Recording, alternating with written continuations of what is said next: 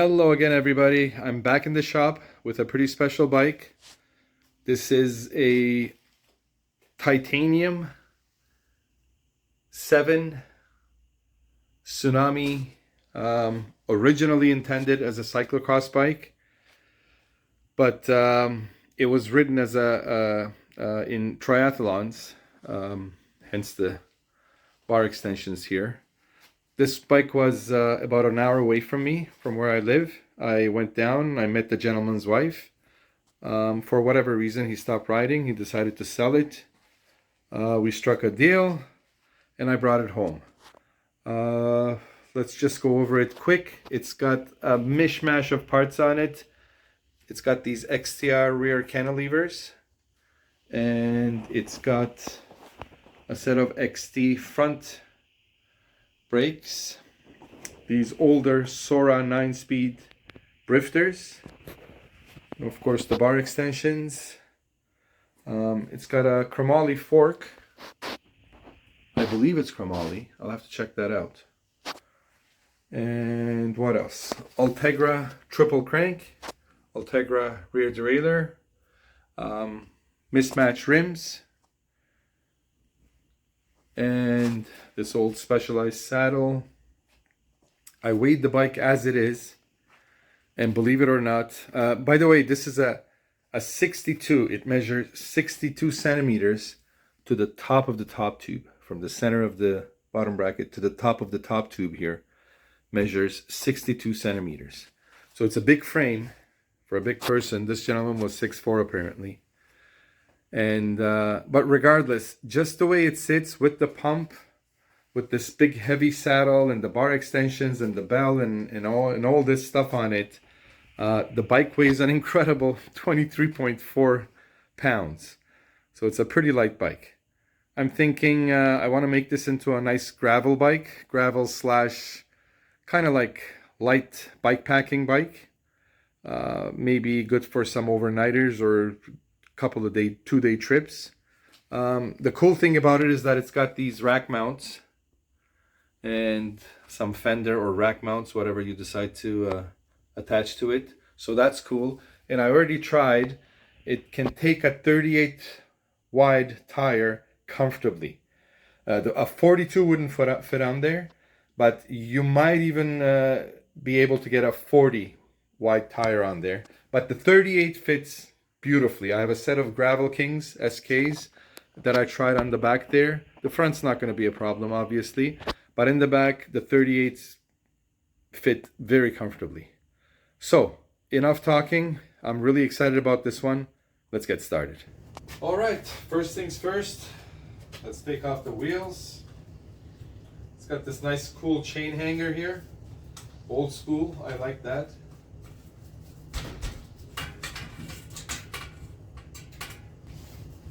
They installed this pulley thingy here, I guess, to make it work with the road drifters.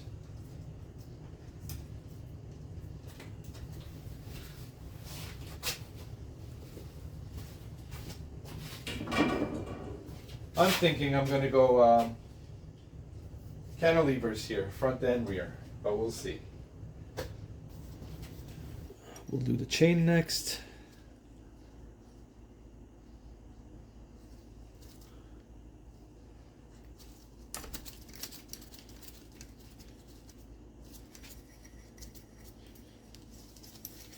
It's a 9-speed, so we should be okay with putting the pin back.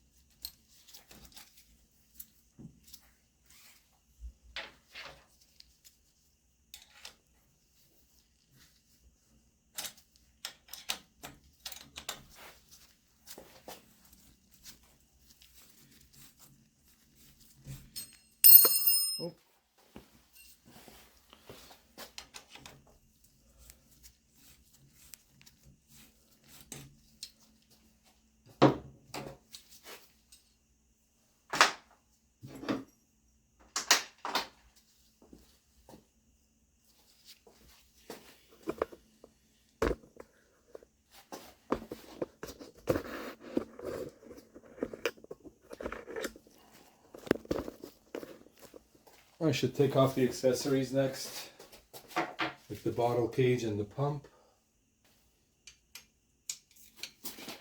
No, it's a 3.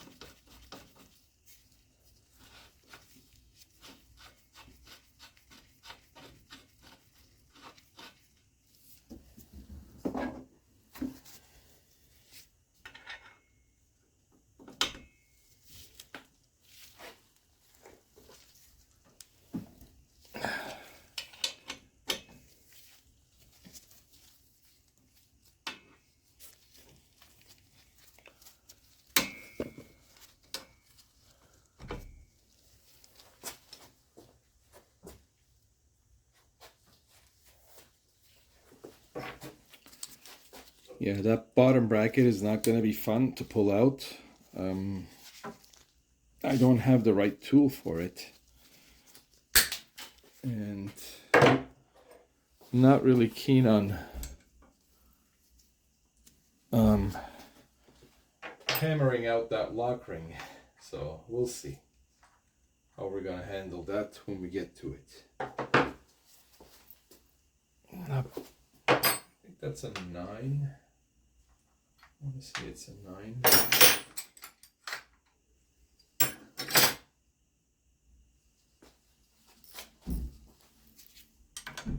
Oh, maybe it's a 10.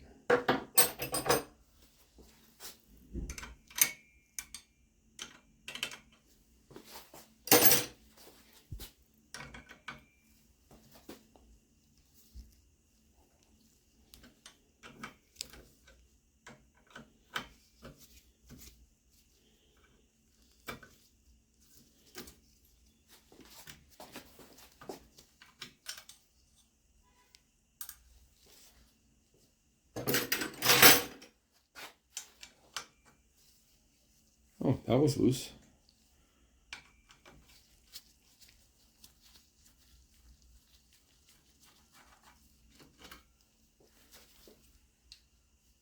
Yeah, I'm thinking I want to do cantilevers up front as well, but that's gonna have its own challenges because we're gonna need some sort of a cable stop,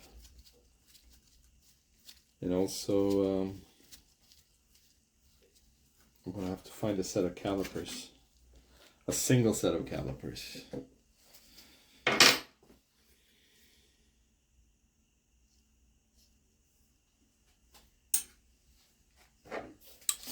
I'm just gonna cut this. It's a little rusty anyways.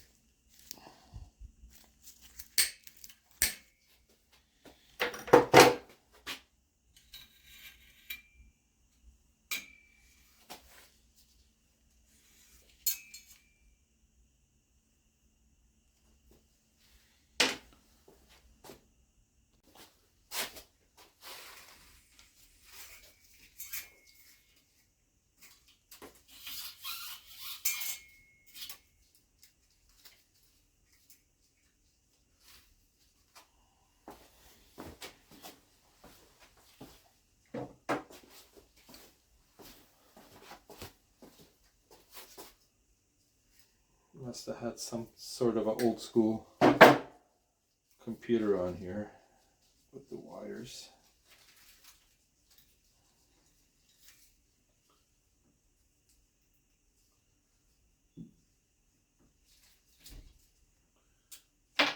Okay.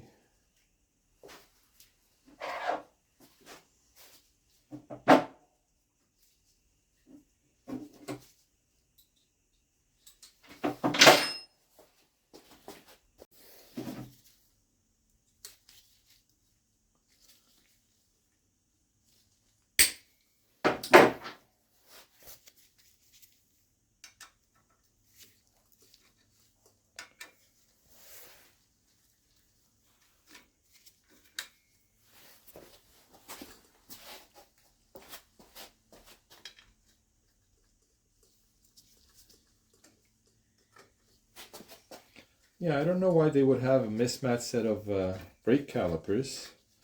I guess for better braking in the front, but I mean, do you really need to brake in a triathlon? Maybe he was doing a bit of like different kind of riding as well, not just triathlons. All right, almost there. Just got to pull off these bars.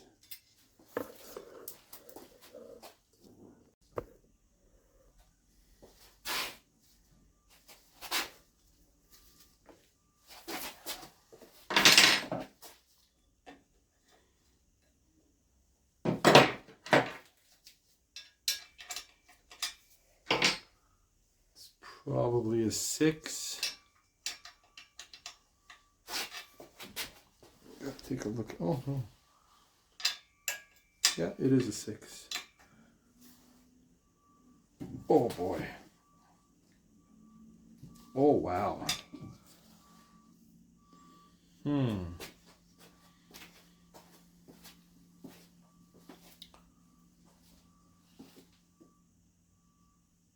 Okay.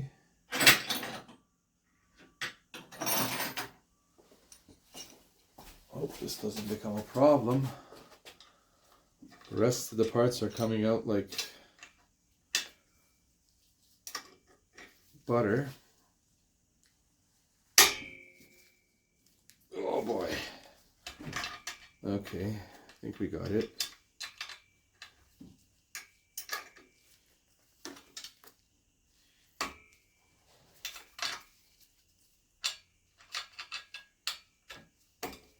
Yeah, we're fine. Just felt it. Release. Okay, here we go. The bike weighed just under 24 pounds, or right around 24 pounds. I think these bars weigh 20 pounds. Wow, they are heavy. In the meantime, let's keep going with the headset here. Let's take this headset off. My campy tool fits it nicely. Oh, this is nice and loose. Okay.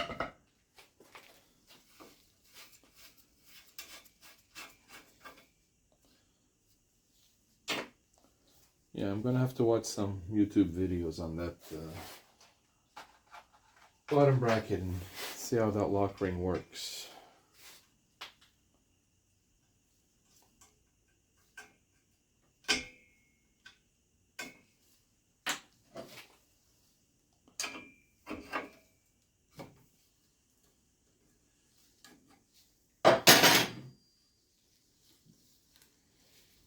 Actually, the funny part is the bottom bracket is silky smooth with no play at all. So is this headset.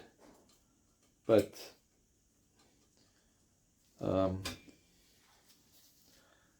as you guys know, I have to take everything off the bike for some strange reason. I'm curious as to what the frame weighs, so I want to take everything off and weigh the frame and so on. I think it'll be interesting to let the next owner know.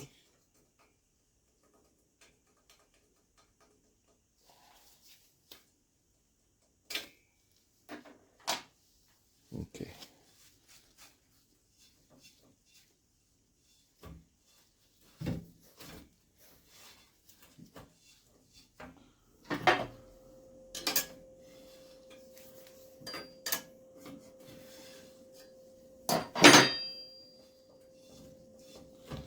Grab a rag.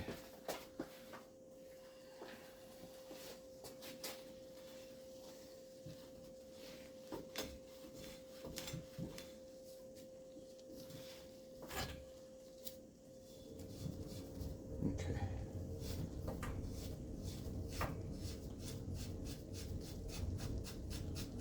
So 1-inch steer tube here.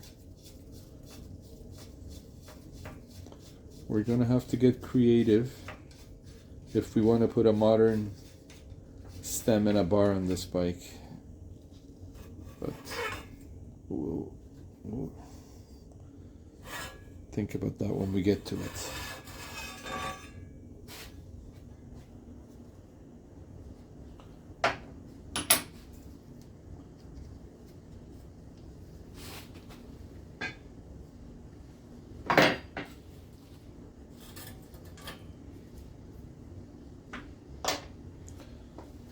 Okay, pretty much done except for the bottom bracket, but like I said, I got to do some research on that. So it is now the next day. It turns out I was overthinking this. I did some research and it turns out that this isn't really a lock ring, as some of you may have already known. This is just another way of like if you had a notch, the proper notch tool for this, you could grab it by here, by those notches, and take this off. But if you don't, you can just use a regular bottom bracket tool like this.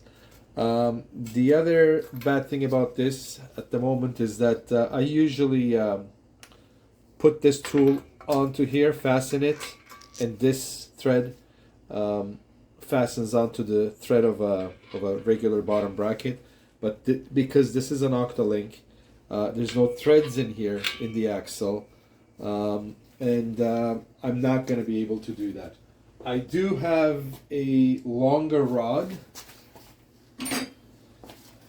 I do have a long enough rod that if I was able to put this through, I could just fasten it at both ends still, and not risk having this tool slip off.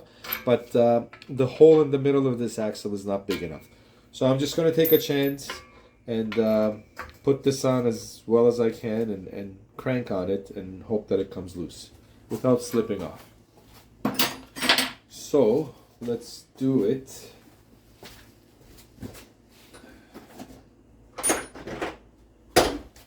Just want to get my socket for this and my long bar. Again, I may be overthinking this. By the way, I have the frame on the stand the other way around, so this is the non-drive side, so I could show you guys better. Let's see if we can get this loose.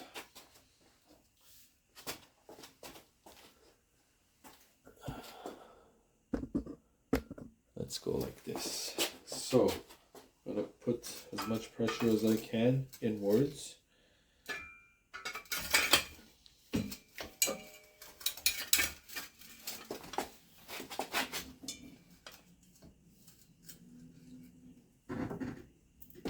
Oh, that wasn't bad. Okay, we got it. All right.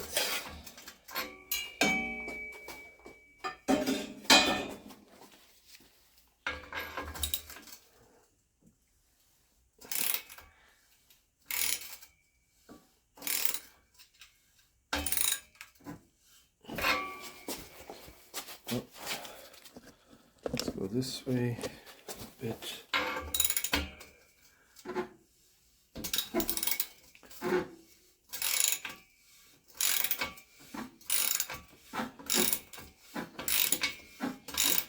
Yeah, I've never seen a cup like that where it has provisions for both kinds of tools.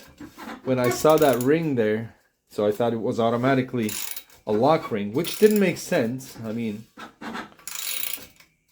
why would you want to lock that? This is not a cup and cone style bottom bracket.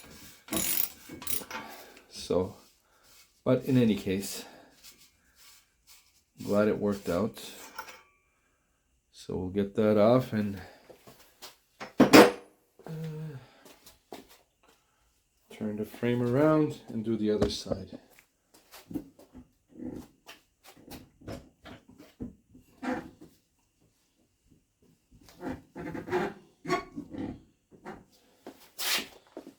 Okay, so this of course is going to be, we're going to have to go clockwise to loosen this side, the drive side. Let's see how we do with this one. Where's my bar? Okay.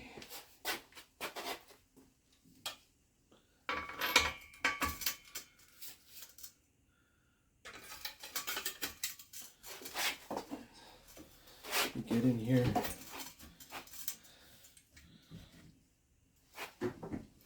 Oh, nice. Beautiful.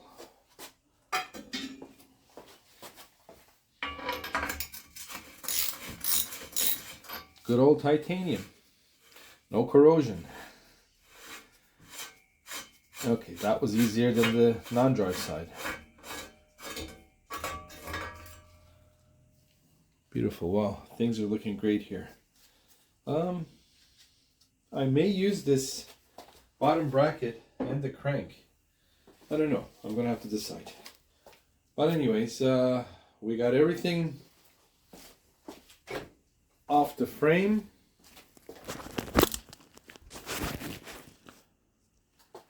Except the seat post, of course.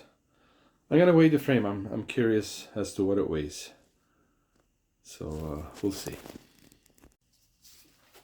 So I'm going to take off this cable guide so we can give the frame a nice clean.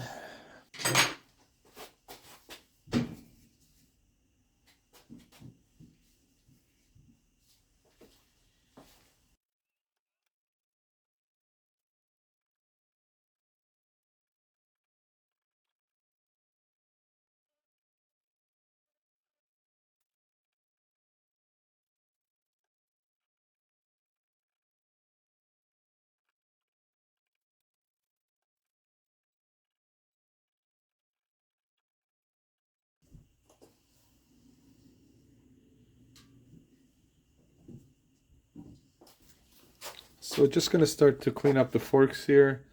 There's a few marks and scratches on the surface. A bit of surface rust on the steer tube, but nothing serious, nothing that we can clean up. So we'll start doing that.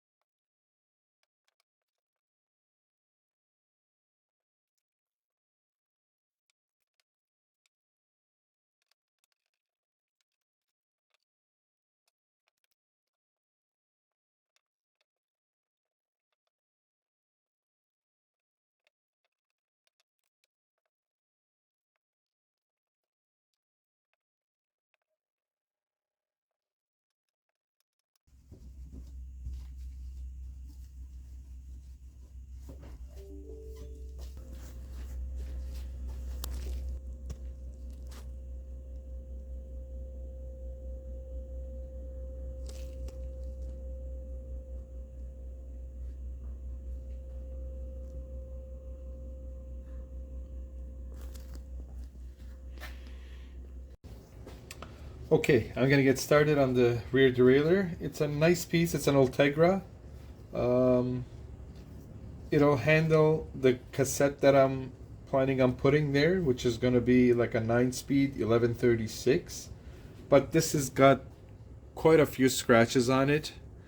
It has a satin finish originally, and I don't know if I start polishing it, I can't get into into every little part of it with my polishing wheel, and I don't know how that's gonna look. So I'm trying to decide, but I can't leave it the way it is. It's pretty banged up. Not banged up, but it's got a lot of scratches on it.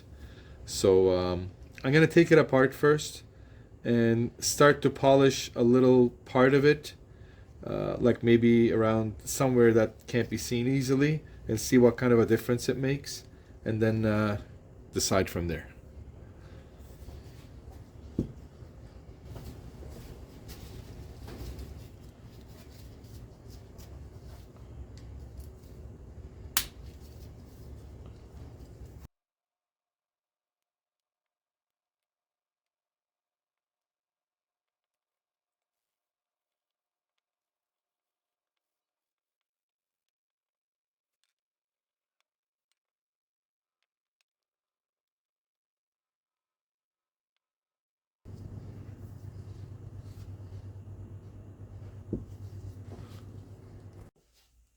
So I tried a bit with the buffing wheel on the rear derailleur here, and as I suspected, there's some kind of a coating on there, and wherever I buff, it's looking different than the rest of it. So it is going to be difficult, but I do want to try. And because there's quite a few scratches on this, I actually want to start with some fine grit sandpaper first, probably like 1,000 maybe, and then go through the stages of 1,500, 2,000, 2,500, and 3,000, and then try and finish it on the buffing wheel. It's not going to be easy because it's got a lot of nooks and crannies, and it's going to be hard to get in there, but I do want to try. I mean, it's no good to me the way it is. It's got too many scratches anyway, so it won't hurt to try. The cranks are another story. They have a lot of shoe rub as well. Oh no, I don't know if the camera is getting that. The light is shining on it. But anyways, yeah, there's quite a few scratches on the cranks. I did try the back side of the left side crank on the polishing wheel, and it did all right. So I don't know if that same coating is on I don't know what to call it, if it's the anodizing or what it is, but it didn't make any difference. It just shined them up, the buffing wheel on the back. So but the cranks are going to need to be sanded as well because of the deeper. I mean, this would take forever on the buffing wheel to get rid of these scratches. So yeah, I'm out of all my sandpaper, all my fine grit sandpaper. So I'm gonna go get some sandpaper and then start on these parts.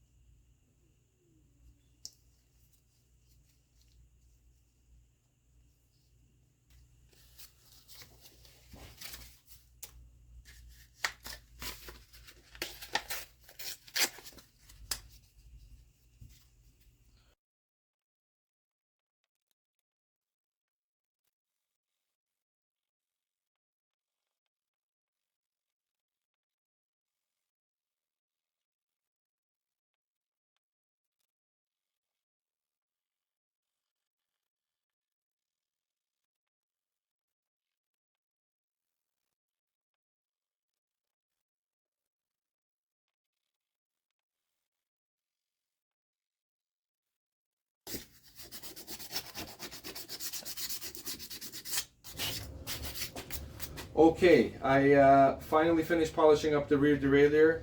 It turned out pretty good. Just wanted to mention one thing to you guys in case you guys are into polishing aluminum like I am. I've polished quite a few things in the past on the channel, like cranks and brake calipers and seat posts and whatnot. I find that once I get into like the finer sanding process, like 1500, 2000 grit, or even when I start buffing it on the buffing wheel, you get a lot of these little imperfections in the metal, like little bubbles, little tiny pinholes and stuff, and you notice that stuff, especially when you bring the metal up to a high polish. So, but with the Ultegra stuff that's on this bike, it's a completely different type of aluminum. It's very dense. It's not how can I explain? It's not as porous, if you will. And you're able to bring it, like when you polish it up, you don't see those little pinholes and stuff in the metal. I've done the rear derailleur and I've almost finished the left side crank, so that's how I know. It's a completely different type of metal to work with. I don't know if that's common in the Shimano hierarchy, if they use better metal, I suppose, but I've noticed a difference. I just wanted to mention that to you guys. So if you want to take on a project like this, if it's a higher grade, if they're higher grade components, you'll have an easier time polishing it. I'm gonna try and focus on this. I'm going to get behind the camera and try and focus the camera on this so you guys can see the detail. Hopefully the camera will pick it up. If not, I'll try and I'm going to try and get it when it's on the bike. Maybe it'll be easier. The lighting in here is not the best, but yeah, this had a lot of scratches on it, especially around the pivots. And actually also I was able to polish around the decals, so I'm happy about that. But it turned out better than I thought. At one point I thought, you know what, I'm gonna have to scrap this. It took quite a bit of work because it's got a lot of little nooks and crannies, and you want to make sure you get into all the little places. But yeah, I'm happy with it. It turned out great.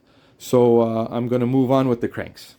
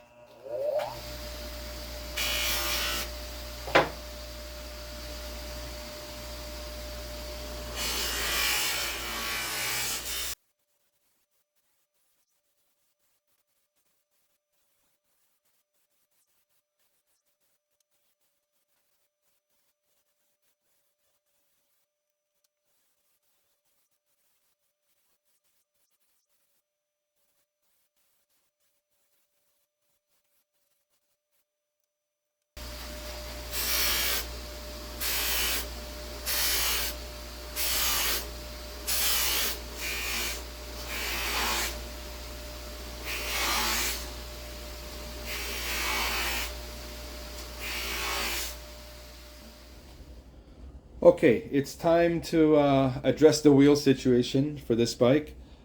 I may have mentioned at the beginning of the video that this bike came with mismatched wheels, so I wanted to put a set of matching wheels on this.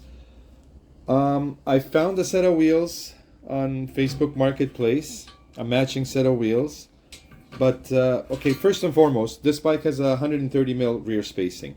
So I found a set of wheels with a 7-speed hub body and a 126-inch rear spacing. You'll see that this wheel is loose in here.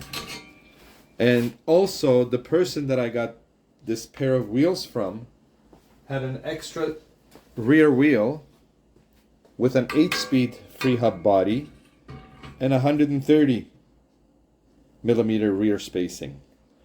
So my plan is to take out the axle from this wheel and the free hub body and swap it with the 7-speed setup on the matching set of wheels. So, of course, we're gonna have wheel dishing problems. It's gonna go to one side if we do that, but we'll address that when we get to it. So let's get on with the axle swap first and the free hub body. Alright, so I have the 8-speed hub body mounted on the wheel that we're going to use, on the 7-speed wheel. I am now going to switch over the axles. So this is the longer axle that came out of the 8-speed wheel. You can see it's longer.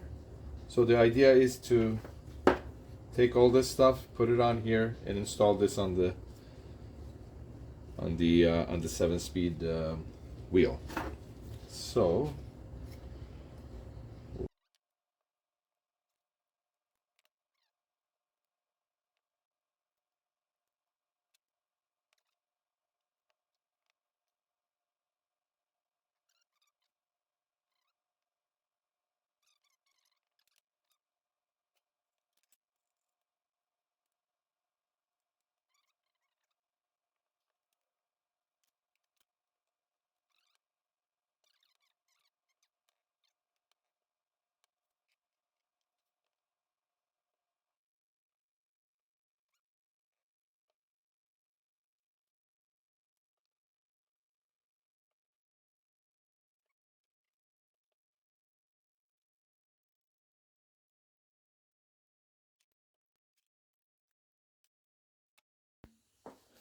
okay, moment of truth.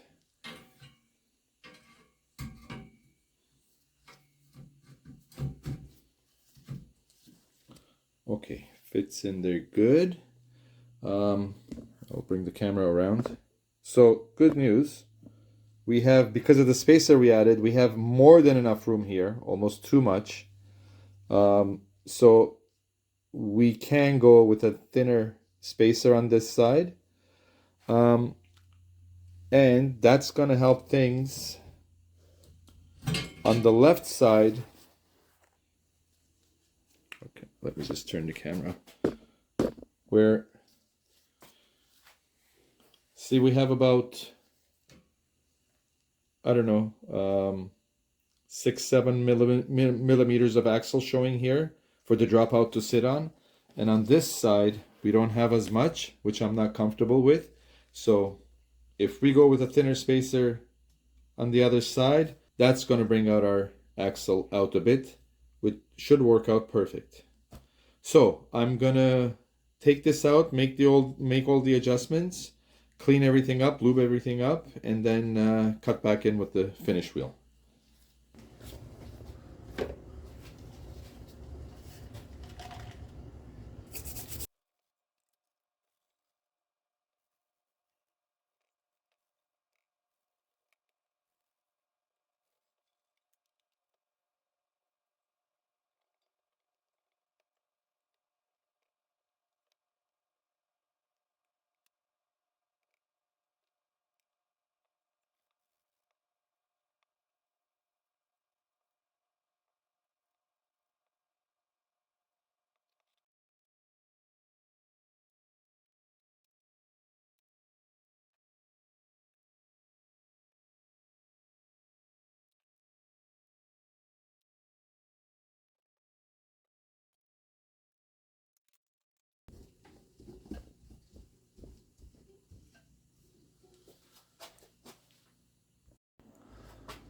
Okay, the final thing to do now that the axle is done and the 9-speed cassette is on there is to dish the wheel over.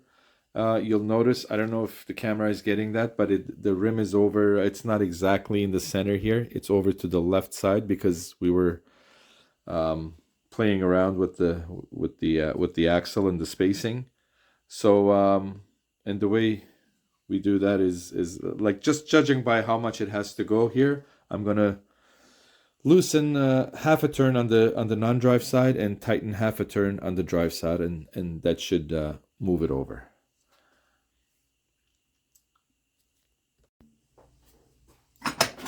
Okay, it's time to do the front wheel.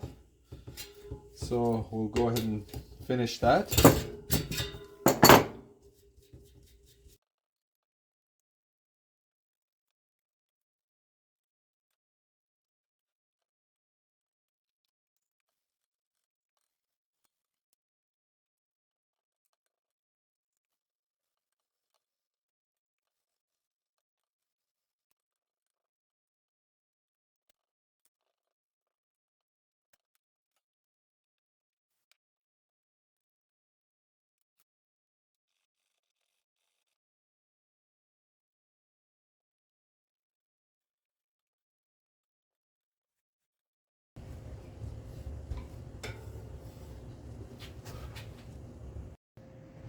So it's finally build day. Just wanted to go over the parts with you guys. The original bottom bracket, the Ultegra rear derailleur that we polished up, the cranks that we polished up with a single chainring, the rear canties, the front canties. I decided to go with these bars. These are bars that I had used on a different build for a friend of mine a few months ago. He finally decided to go with a flat bars. So I think this color tape and the seat are going to go really well with this build. And I'll be using a stem converter, of course, to use the modern type of stem. And then the cable stop, oops, that's needed for the front canties. And the rest of the headset. I had to do a bit of modification here. I'll get to that when I'm installing it. But yeah, that's about it. It's time to build this bike back up.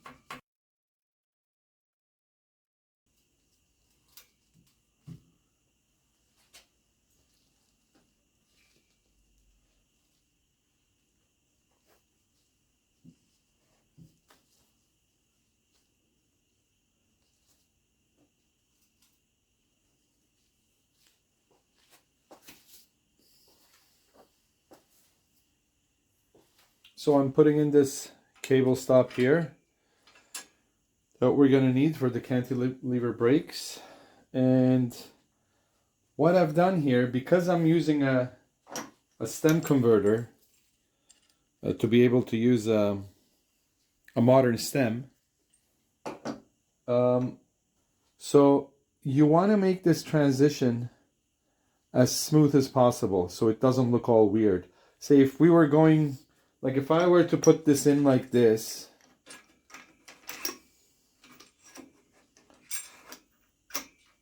and then have the stem up here, this transition here wouldn't look good. Of course I'd have the lock nut here still. But so you want to make that as smooth as possible without going into like a different diameter nut and washer and this and that. So what I did was I had this, this is not the original, the lock nut for this headset, but I found this black headset lock nut that has a ridge, and I took a 1 1/8 headset washer, just an aluminum washer, and I ground the inside of it so this nut would fit on here. So it looks nice and smooth. So the nut fit into that washer spacer perfectly, and I'm gonna tighten this up. Let's put some grease here.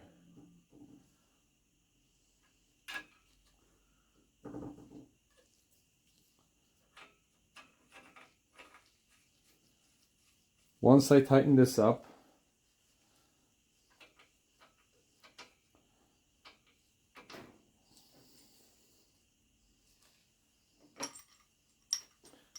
now we'll have to put our handlebars in, because my stem is already attached to my handlebar, so I don't want to take it off. But just give me a second here.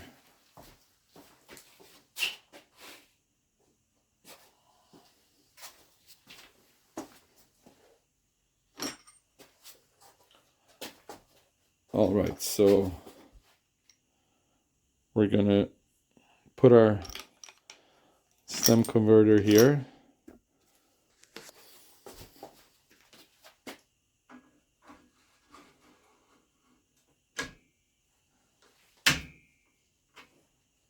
So it fits like that. Let me move you guys in closer.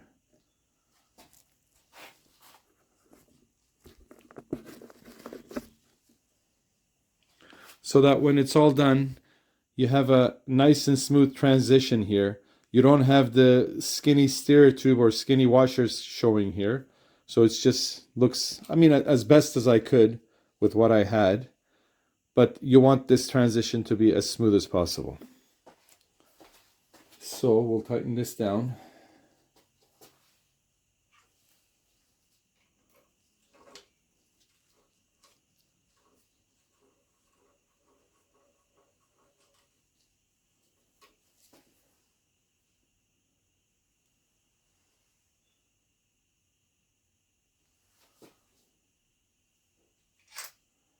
And then we'll tighten our stem down in position.